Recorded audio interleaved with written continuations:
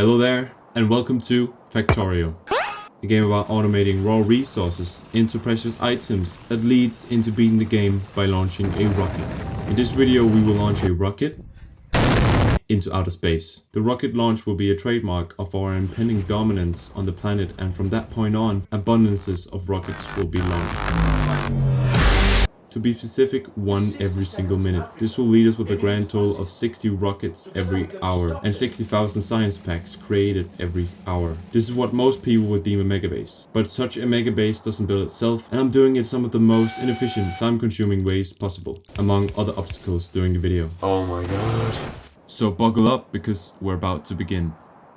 We start off by setting the scene for our world. I'm choosing a rail world, and I have these altered settings for creating the world. The seed button is hit multiple times in hope of getting a transcendent map abundant with resources. However, I got scammed and were left in a dry desert with no potential.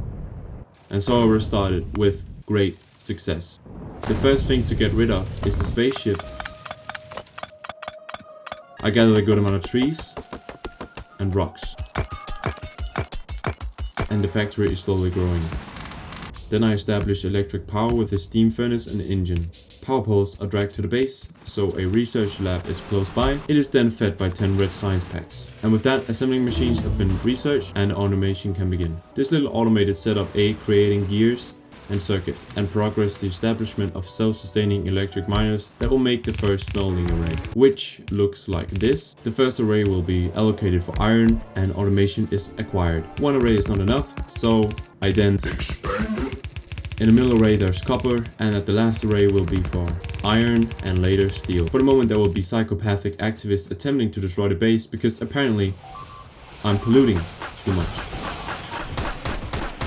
But only attempting. To quell any further attacks to the base and trying to convince these activists that no harm is being done to the planet, cookies are being crafted along with an apron to loosen their entire bodies up. However, that didn't work. And I died. So I tried again with immense success. With high hopes of that being it with the activists. For now, automating many red science packs is up next, together with some science labs. Green science is constructed, and then I prepare for engines so I can have more swift conversations with the activists. In doing so, the activists unfortunately reached us first, but they were very easy to convince of our political views. And then I built the car, which after some thought can be called our election man. Thanks to the car, getting rid of them was way easier, although they were quite literally everywhere and I had a hard time keeping up. No. Oh my god. And then went on a killing spree.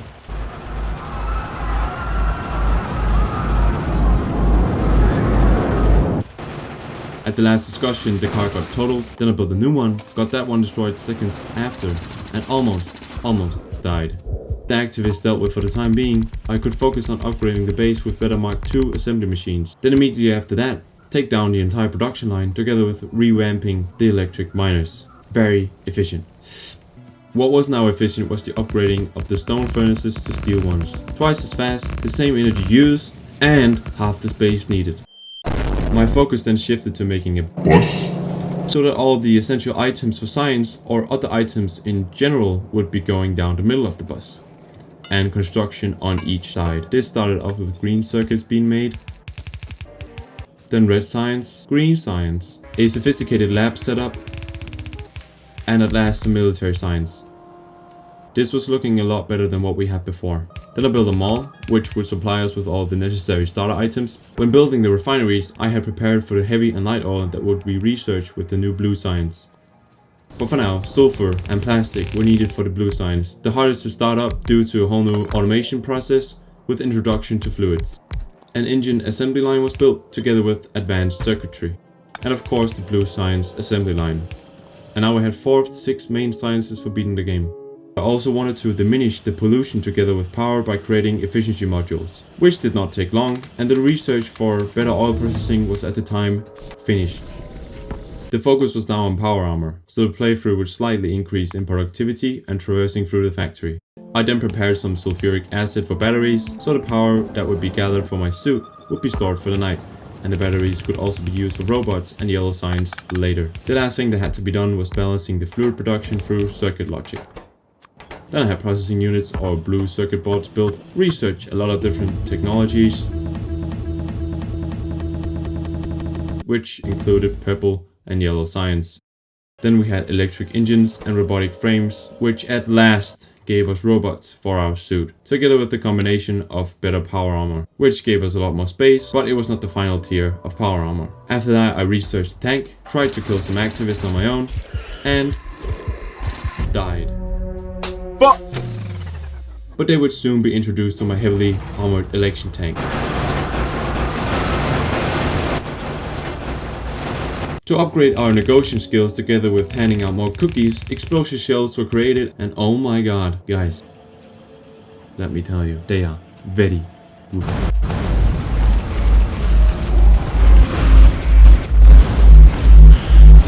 After that I set out to create modular stations for smelting all of the trains. Then purple science is set up, which unfortunately leaves me to do a workaround for the labs so they work with 3 lanes of belts in a 2-lane space, looking like this. Then we need some resources for the smelting array set up 40 seconds ago, where I also have a blueprint book consisting of on and unloading stations. What you're seeing here is a modular railway piece. In total I have many different pieces, which I will use to build throughout the video. I have a second variation to this railway system, which I will mention at the end of the video. I'll be using this railway system for making the railway network, which will look like this. I had decided that the big lake to the north of our base, where an island is located, should be our rocket launching island. And with God's hands, it was built. To make things a little more tricky to follow, I then decided to build some of the railway. Not all of it, because I was running out of resources in the base and the research for blue belts took 40 freaking minutes, meaning 7.5 science packs every minute. Not good, not efficient, and very much a waste of my time. To make things even worse, I deleted the entire wall around the oil base by hand, together with the railway, so I could then connect it up with the new rail network. What I needed, even though I was running low on resources from the starter base, was to push it to its limits, and my time wasted by making yellow science and waiting very slowly to get some research done. I'm now taking away the remaining miners from the depleted stone, which we would use to connect another patch of iron to the new smelting arrays, although we of course had to do it in an inefficient and time-consuming way by not actually hooking it up as fast as possible, but waiting for the resource in the base to deplete. And how will we do that?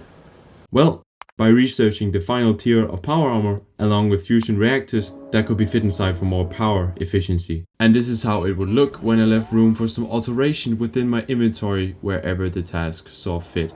Oh yeah, and I ran a little faster, but not as fast as this guy. Now with 1.5 hours of waiting, I could do the rest of the work needed for the new iron patch. It left me with the right amount of time to see the last iron ore be depleted in the base. And the pain would soon be over. But you know what, just for some good laughs, I found in my right mind to prepare for the start of the Megabase by taking down the entire base so it could be rebuilt into something else. So we went from this to this. The small pond of water near us got diminished and I set out to build a new way for resources to enter the base. This required a lot of stations and a way for the trains to park somewhere so they don't congest on one single piece of track. Then I connected it all together. Forgot about the train for oil, but at least there was enough space, and at last the resources were in. What I'm showing you here is a website that was going to be very helpful towards making a Megabase. You know, when we eventually launch a rocket per minute. As you can see, we needed a lot of items per minute, but they are all with productivity modules where they can be used, and also speed modules where beacons are located here. You may ask, what about without any modules and only modules for miners? Well, the numbers are frightening. So what I will now do is set up a base with very minimal science production and go all out on module production. This requires a lot of resources, hence the many stations set up earlier. So I built the green circuit boards, red circuits, blue circuits, set up the refineries, a whole lot of pipes with logistics too, making it efficient, and made the solid fuel for rocket fuel in advance. After that I made the needed plastic for red circuits together with sulfuric acid and batteries, and then got everything connected together.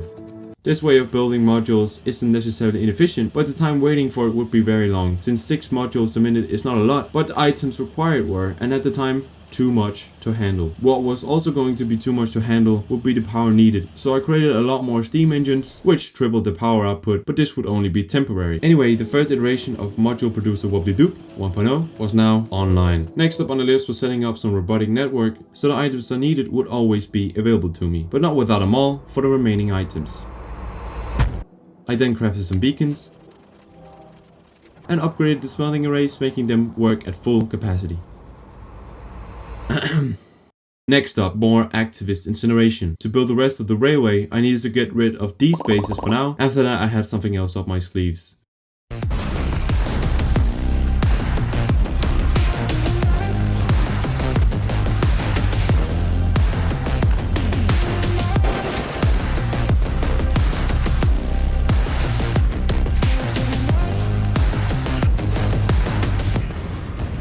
At the mall, I had heat exchangers, steam turbines, nuclear reactors, and heat pipes being built. Why?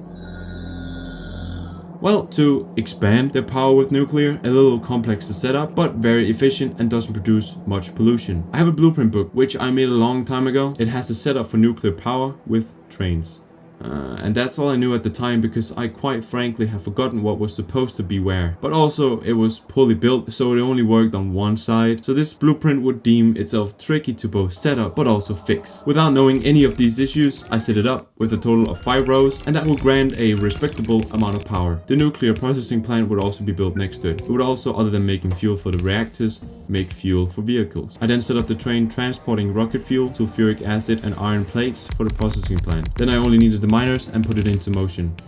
It didn't take long before we got uranium-235, an isotope that is used in fission reaction, but they are very hard to get. From processing the ores for the first time, the percentage is only 0.7% for getting uranium-235 and 99.3% for getting uranium-238. It would take a while before getting 40 of the uranium-235, so it would be turned into 41 together with using 5 uranium-238. This just takes time, but eventually I had it all, and the reprocessing of the uranium-235 was ongoing in the first centrifuge. Not long after that, the second centrifuge, then the third, fourth, fifth, sixth, seventh, eighth, ninth, and 10th. The production of uranium has skyrocketed from about half a minute to 20 minutes, suggested by the graph. What was left to do now was to create the nuclear fuel and launch the trains to transport water. However, I quickly ran into issues. The trains couldn't go up because the entire concept for setting the nuclear reactors up was having the trains drive anti-clockwise. So when this train wants to leave, it just can't. And I also had too many train stops that were unnecessary, and in the process of deleting them, I died.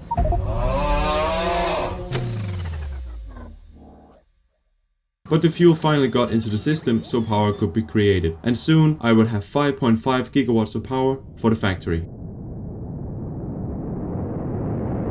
This meant that back at the base we could do a little bit of upgrading, so I built some ultra squeaky clean efficient labs: red science, green science, gray science,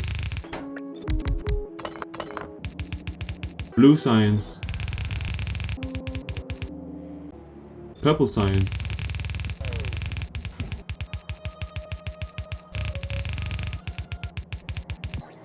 and then yellow science.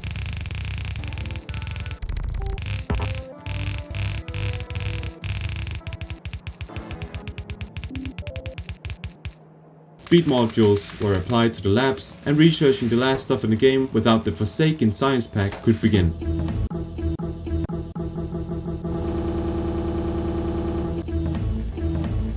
This meant we got the rocket silo and the alien pack. Then we got the Spidertron and the atomic boom. With no more research to be completed, I set out to effectively double the module production by using beacons. The red circuits would look as such, the blue circuits like as so, and the entire circuit production like this. I then had a craving for getting a Spidertron, so I built that, looking very weird though. Yeah, sounds about right. I suited it up with modular items and was on my way to build the rest of the railway. It was actually surprisingly quick. And look at that beautiful construction. But it can't be any Factorio video without demolishing the activist without some rocket launching.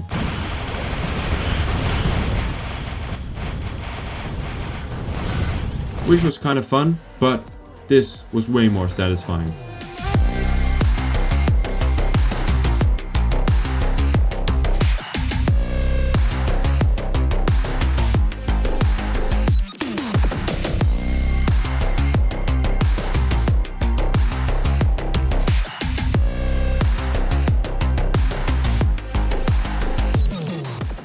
With pretty much the entire activist population having a major setback in developing new methods to prevent us from exploiting and destroying the planet, I wanted to use the rocket launchers on the Spiratron to the full potential. By having one of these slots to nuclear warheads, I wanted to see how quickly I could destroy a base.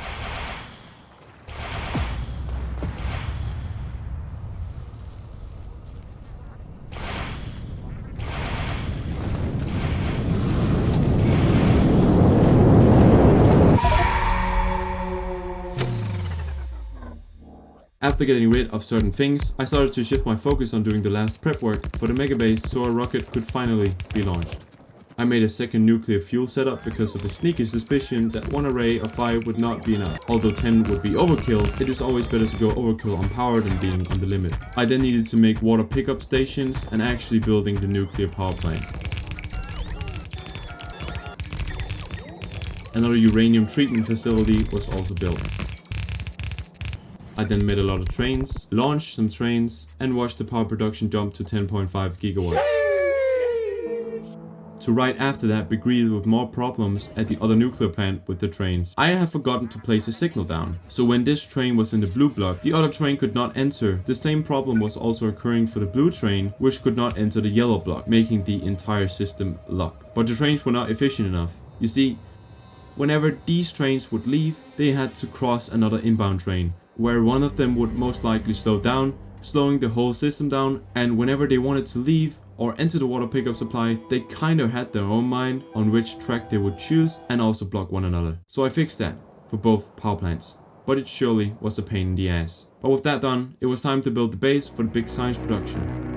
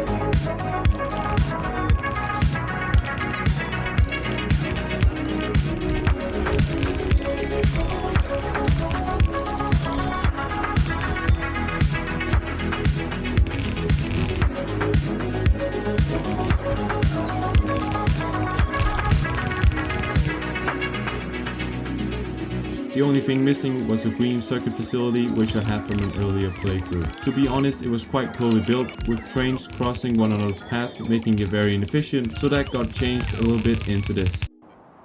I then took my time to make the rocket launching island a little more welcoming, created a wall to keep those pesky environmental activists on the outside for good, in the north, east, west, and multiple stages in the south.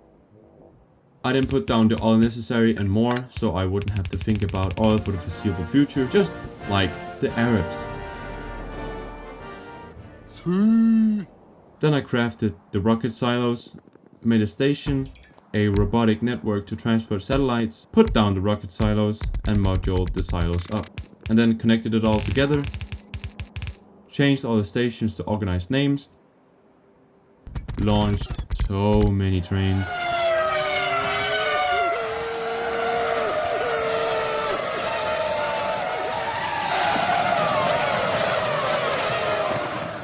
Fixed an issue with a row from the low density structures, hooked up some water, watched the factory flourish, loaded up the train with the items for the rocket silo, and then, at last, launched the first rockets. T-minus 5, 4, 3, 2, 1. Engines full power. Lift off.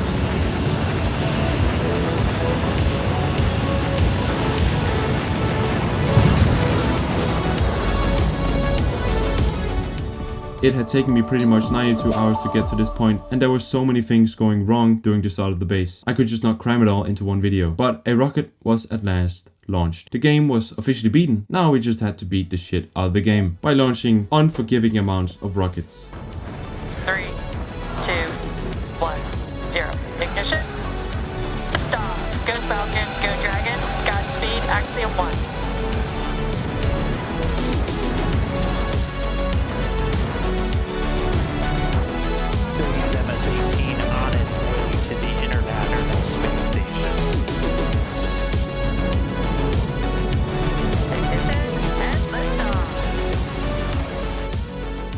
Although I was launching a lot of rockets, there were still some small errors here and there within the factory, which led to the total consumption of all the science packs down to 925 a minute, which is not enough.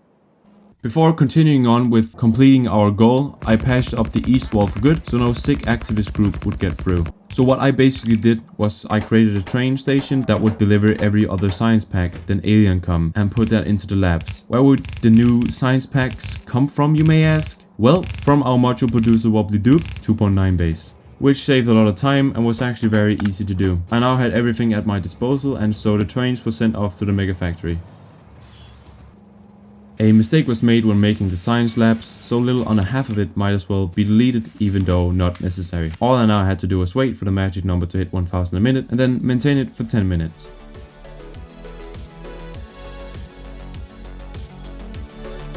Which we without a doubt did.